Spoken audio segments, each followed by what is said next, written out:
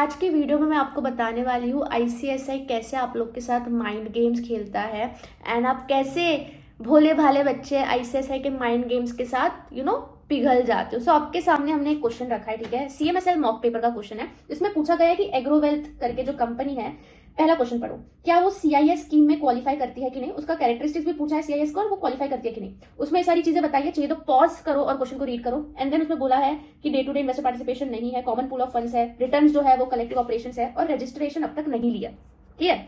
अब उसमें बोला है बताओ सीआईएस है कि नहीं।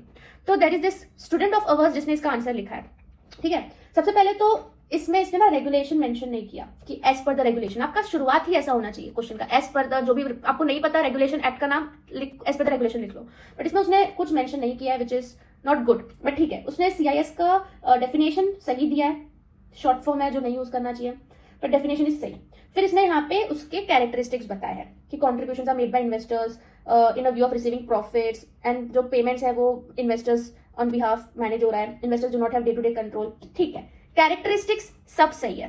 अब जब कंक्लूजन की बारी है कि क्या ये सीआईएस क्वालिफाई करता है कि नहीं, it is as well important to note that no person can form such scheme without prior approval of SEBI. Hence, it is mandatory for such person to have granted certificate by SEBI in the given case, although the pool of investment is true, but not under the terms of rules and regulation of SEBI.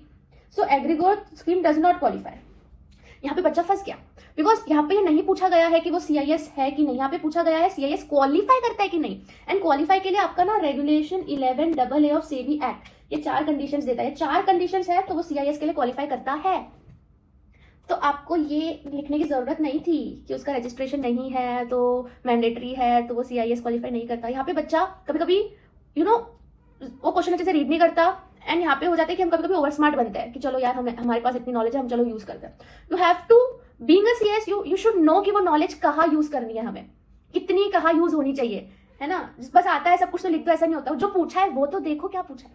तो although इसने answer सही लिखा है, ये 4 marks का है, मैं इसको 2 ही दूंगी 4 में से, जबकि इसको 4 में से 4 मिल सकते थे, बट इससे 2 मार्क्स ऐसे ही गवा दिए। नंबर 1 अंडरलाइनिंग नहीं किया इसने, रेगुलेशन का नाम जिक्र नहीं किया है, एंड में रेगुलेशन का जिक्र किया जहाँ पे जरूरत ही नहीं थी, स्टार्टिंग में जिक्र ही नहीं किया, अंडरलाइन नहीं किया, हैंडराइटिंग थोड़ी अनरीडेबल है, कंक्लूजन गलत है।